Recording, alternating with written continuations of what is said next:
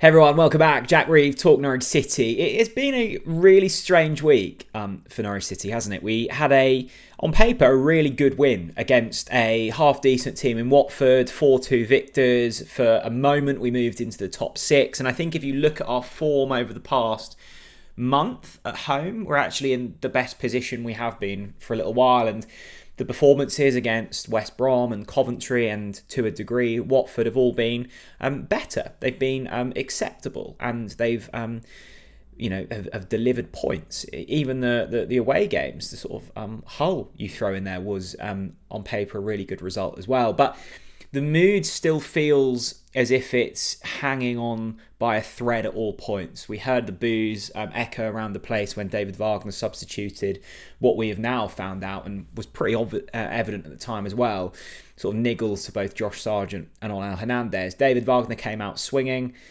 He was very upset by it all. He said that the fans that booed should stay at home if they're not willing to support the team. And in an already fractured relationship between club and fans, that probably didn't help. The days that followed have been intriguing because the first leak of Norwich City's potential next head coach has come out. That's 28-year-old Carlos Cuesta from Arsenal. He is Mikel Arteta's assistant. He is one of the most highly rated young coaches in world football. He started as an 18-year-old at Atletico Madrid. He's worked his way up. He's been working with Mikel Arteta for quite some time at Arsenal, and has been thanked really by Arteta and the players as well as being one of the main figureheads of kind of pushing them into a title race alongside Manchester City and Liverpool. It wasn't too long ago that Arsenal were kind of fighting for top six football. Now they're very much at the top of the tree in the Premier League. So Cuesta is a really intriguing one. He's obviously very young. He's never managed a team before. He's only ever been on coaching staff. The link comes mainly because of Ben Napper's relationship with him. We know Ben Napper came through at Arsenal. He was there for a very long time.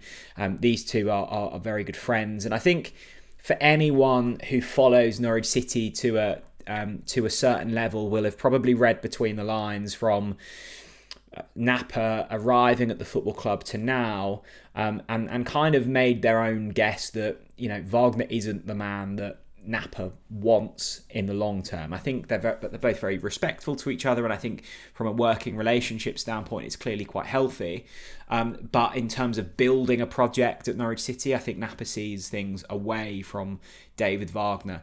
What Napper didn't want to do was sack Wagner mid-season. I disagreed with that standpoint, but that's been and gone, and bring in an interim. I think this man wanted a clear cut between manager to manager, and at the moment that could well be Wagner to Cuesta. Now there's obvious interest around Cuesta. He will obviously at some point want to become a head coach himself. He won't want to be an assistant for his entire career.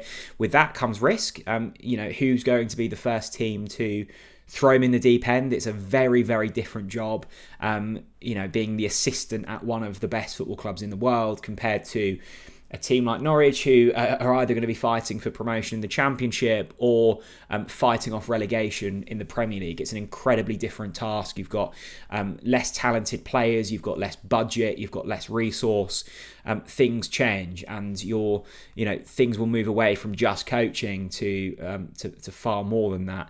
This is a solid link. It comes from really good sources. It has been rumbling on for a little while.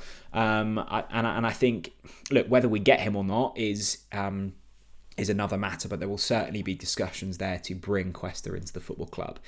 And I think it almost solidifies my standpoint, really. I alluded to it slightly on the podcast on Monday, where, I'm not the biggest fan of Wagner's football. I think it's very difficult to question him as a man. I think he comes across very genuine. We've met him, we've spoken to him, he's been on the show, and the players like him as well. And I think that goes a really long way. That if you lose your players, then it's game over. If you lose your fans, you're part of the way gone. But the thing you can't question with Wagner is he's always had the players on board, and that goes a very long way. And actually, the form of the past month or so has been decent.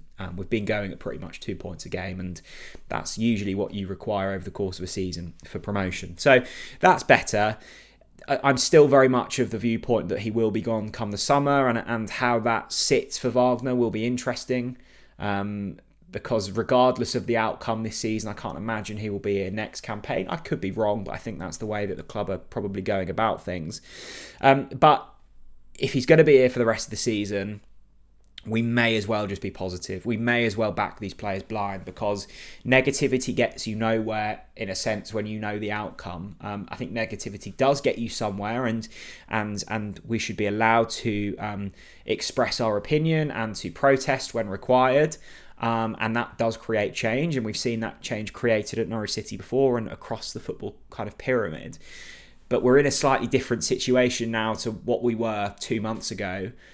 I'm not saying I'm Wagnerian. I don't really have, my opinion hasn't really changed there. But I am very much of the opinion now that we should just back these boys, because the squad's good enough. The squad is absolutely good enough to get into the top six. We've beaten Coventry. We've beaten West Brom. We've beaten Hull. We've dispatched of Watford in the last month. 3 of those teams above us at the moment. So we are good enough to mix it with the best. And up comes another challenge in Cardiff. This weekend, a couple of slight issues when it comes to injury. Sarge is going to be a really late test to see whether he's fit or not. He obviously sort of hobbled off against Watford, and that was met with boos. He clearly isn't match fit. He was pulled after 60 minutes against Coventry. It was the same against Watford.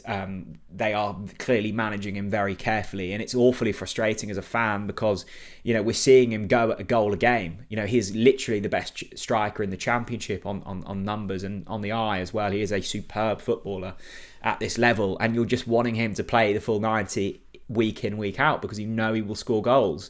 So that's a doubt, and I can't imagine they'll start Sarge. He may well be on the bench to call on.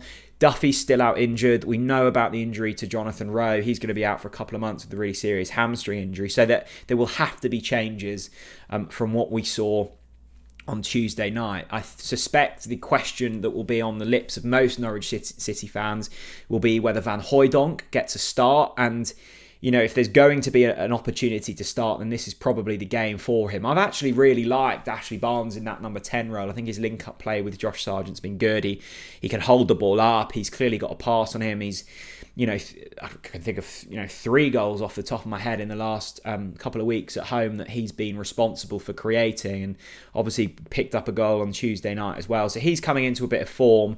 I guess the other option is, do you play Barnes as the sole striker with a Nunes or a Sarah in behind? You do have options. You either drop Barnes in and play Van Hooijdonk, or you put Barnes forward and you play Nunes. They're probably the options. The other, interesting one will be around the centre-back pairing, because obviously Jakob Sorensen started there on Tuesday night. He didn't really do too much wrong. He was relatively effective. I don't think he was particularly tested at times. I think Cardiff is a slightly different test to what we've had in the last couple of weeks, slightly more physical. I wouldn't mind seeing a Grant Hanley alongside Ben Gibson in there, an out-and-out centre-back with a bit more physicality. That would be my approach. And then I think the rest of the team pretty much picks itself. So, this is a good opportunity for Norwich. I think if we were to beat Cardiff and you have 2 home wins in the space of 7 days, you almost forget the thrown away lead against QPR. 7 points from a possible 9 is a decent return, no matter the opposition in the Championship. And actually, the run-in from now until the end of the season, there's a couple of tricky games in there. We've still got to play Leicester again. We've still got to play Ipswich again. But if you look at our run-in compared to the rest of our competitors, I guess, when you're talking about those that are aiming to get into the top 6, I think we've got one of the easier ones. So there is genuine opportunity now for Wagner's side to finish the season inside the top 6, and it would be a remarkable finish considering where we were, when October, November time, where it was looking really bleak. So fair play to Wagner, and fair play to the squad for turning this round, but we need to see consistency. Cardiff on Saturday, then it's Blackburn, Sunderland, Middlesbrough. We have to be going at pretty much 2 points a game from now until the end of the season. I think the squad's capable.